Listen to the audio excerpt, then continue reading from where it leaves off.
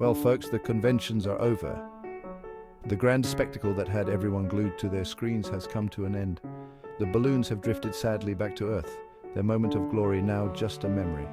The confetti has been swept away, leaving behind only the faintest traces of the excitement that once filled the air. And America is left to contemplate the choices before it, like a diner staring at a menu that only offers mystery meat and something that used to be a fish. The options are perplexing and the stakes are high. It's been a whirlwind of speeches, platitudes, and enough forced smiles to make a Botox salesman blush. The promises made were grand, the applause was thunderous, but now the real test begins. We've seen soaring rhetoric and bitter attacks, often in the same sentence. The debates were fierce, the words sharp, and the emotions ran high. But now the real work begins, the strategizing, the planning, the relentless pursuit of every single vote. The candidates and their entourages have packed up their slogans and their sound bites and hit the campaign trail. The road ahead is long and winding, filled with both opportunities and challenges. They're off to woo voters in diners and town squares, armed with nothing but firm handshakes and carefully rehearsed answers about the price of milk. Every interaction, every handshake, every smile could make a difference.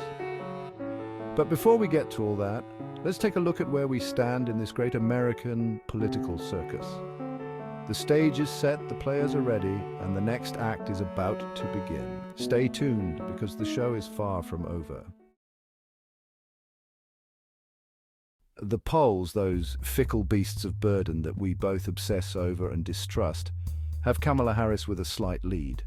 But it's about as comfortable as a lead in a horror movie, where you know the killer is hiding in the basement, just waiting to jump out and yell, "Boo!" Trump, meanwhile, is trailing slightly, but don't count him out just yet. He's like a political cockroach, seemingly impervious to scandal, gaffes, and even common sense. Of course, polls are just a snapshot in time. They can change faster than Taylor Swift's relationship status. The only poll that truly matters happens on Election Day, and in this day and age, with early voting and mail-in ballots, Election Day is starting to feel more like election month. So buckle up, America. It's going to be a bumpy ride. Kamala Harris is running on a platform of experience, competence, and a really impressive collection of pantsuits. Her campaign is a blend of polished professionalism and relatable charm, aiming to connect with voters on multiple levels. Her strategy: appeal to the center, energize the base, and hope that enough people remember how much they dislike the last guy. She's working hard to bridge the gap between different voter demographics, ensuring that her message resonates with a broad audience. She'll be spending a lot of time in those crucial swing states, shaking hands, kissing babies, and assuring voters that, no, she will not be confiscating their guns, their hamburgers, or their freedom of speech, no matter what that guy on Facebook tells you.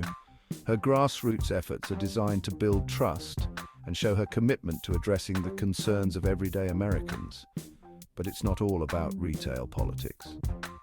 Behind the scenes, a sophisticated digital strategy is in play. The Harris campaign will also be unleashing a barrage of targeted ads, social media campaigns, and fundraising emails that will clog your inbox faster than a clogged artery after a trip to a state fair. These efforts are meticulously planned to maximize reach and engagement, ensuring that her message is heard loud and clear. We are focusing on a multifaceted approach. This means integrating traditional campaign methods with modern technology to create a seamless voter experience. It's all about reaching voters where they are, whether that's at a local community event, a bustling town hall, or a vibrant campaign rally, whether that's online in their communities or through their mailboxes. We are leveraging every available channel to ensure our message is delivered effectively. Every vote counts, and we are leaving no stone unturned. From door-to-door outreach to community events, our goal is to engage with voters on a personal level and make sure their voices are heard. Donald Trump's re-election strategy is a bit more, shall we say, unconventional. It seems to involve a lot of tweeting, golfing, and making up nicknames for his opponents. Oh, and also claiming that the election is rigged, the media is the enemy of the people, and that he's the victim of a vast conspiracy involving Hillary Clinton, Hunter Biden's laptop, and a shadowy cabal of international elites who control the world's supply of bamboo. It's enough to make your head spin, and that's probably the point. Trump thrives on chaos. He wants to distract us from his record, his policies, and his, shall we say, unique interpretation of the truth. Will it work? Well, it worked last time. Section 5, the battleground states where every vote is a golden ticket. The election will likely be decided in a handful of key states that are neither reliably red nor blue. These battleground states, like Ohio, Pennsylvania, and Florida, will be subjected to a non-stop barrage of campaign ads, rallies, and visits from the candidates and their surrogates. These are the states where every vote truly does matter, where the outcome could hinge on a few thousand votes, or even a few hundred. It's enough to give a political strategist heart palpitations. So if you live in one of these crucial swing states, get ready to be wooed like never before. You'll be courted, flattered, and pandered to until you're sick of it. Section 6, Ohio, you're doing it again, aren't you? Ohio, the Buckeye State, the birthplace of aviation and the heart of it all. Also, the state that just can't seem to make up its mind when it comes to presidential elections. For decades, Ohio has been the ultimate bellwether state.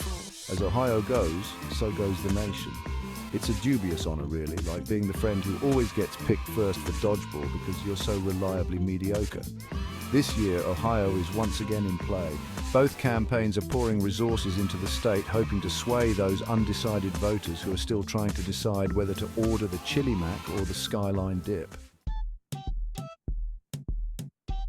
Section 7, Florida sunshine, beaches, and political roller coasters. Ah, Florida, the Sunshine State, land of beaches, retirees, and enough electoral votes to swing a presidential election. Also, home to alligators, pythons, and a voting system that seems to be held together with duct tape and prayers. Florida is always a wild card in presidential elections. Remember the 2000 recount? Of course you do. It's seared into our collective memory like a sunburn after a day at Disney World. This year, Florida is once again a must-win state for both candidates. Expect to see a lot of ads about Medicare, Social Security, and the dangers of socialism, which, in Florida, seems to mean anything more left-leaning than Ronald Reagan. Section 8, Debate Night. Because nothing says democracy like two politicians arguing. Of course, no presidential election would be complete without those gladiatorial contests we call debates. They're a chance for the candidates to square off face-to-face and try to convince us that they're not entirely full of hot air. The debates are often more about style than substance. Who can deliver the best zinger? Who can maintain the most presidential demeanor while their opponent is busy interrupting them and making faces? Who can avoid having a fly land on their head at the worst possible moment? But hey, at least it's entertaining, right? It's like watching a political version of Real Housewives, only with slightly higher stakes.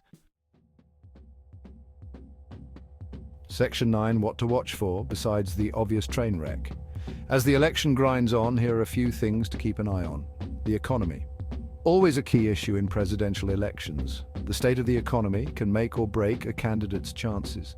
Will voters reward the incumbent party for a strong economy or punish them for rising inflation and economic uncertainty? The balance between job growth and inflation rates will be crucial. Healthcare, another perennial issue that never seems to go away. The debate over healthcare reform continues to be a hot topic. Will voters be swayed by promises of affordable healthcare or frightened by warnings of socialized medicine? The future of healthcare policy could hinge on this election. The Supreme Court, with a conservative majority now firmly in place, the court is poised to rule on a number of hot-button issues, from abortion to gun control. These decisions could have long-lasting impacts. This could energize voters on both sides of the aisle. The stakes are high, and every vote counts.